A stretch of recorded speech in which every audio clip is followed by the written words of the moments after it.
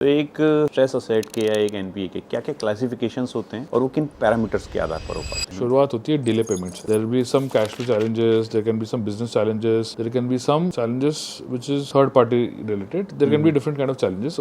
जिस वजह से एक कंपनी फाइनेंशियल स्ट्रेस या एक प्रेशर के अंडर है where he is facing challenges to repay the loan amount के अंदर अगर आपका डिले पेमेंट है तो यू आर आपकी नेसेसरी रिपोर्ट्स में डिले पेमेंट रिपोर्ट हो रहा है. फिर उधर SMA 1-2 क्लासीफाई होता है. SMA 1 पहले होगा, फिर SMA 2 क्लासीफाई होगा based on your delay payment history. SMA 1-2 का क्लासिफिकेशन स्पेसिफिकली मतलब बैंक टू बैंक भी वेरी करता नहीं, बैंक टू बैंक नहीं. There is RBI guidelines on this. But एक बार 90 डेज क्रॉस हो गया, SMA 1 आया, SMA 2 आया, फिर उसके 90 डेज जब रीपेमेंट नहीं आ रहा है, about 90 days it is classified as NPA. है. ये 3 स्टेजेस होती हैं क्लासिफिकेशन की. And once it is declared NPA, मतलब इधर there is a mechanism to restructure. इधर आप उसको रीपे करके उसको क्लासिफिकेशन हटवाओ. अब पूरा पेमेंट मतलब जो इंटरेस्ट का ड्यू है और जो EMI ड्यू है, और इफ द बैंक फील्स के there is they don't see money coming in, they start the recovery process.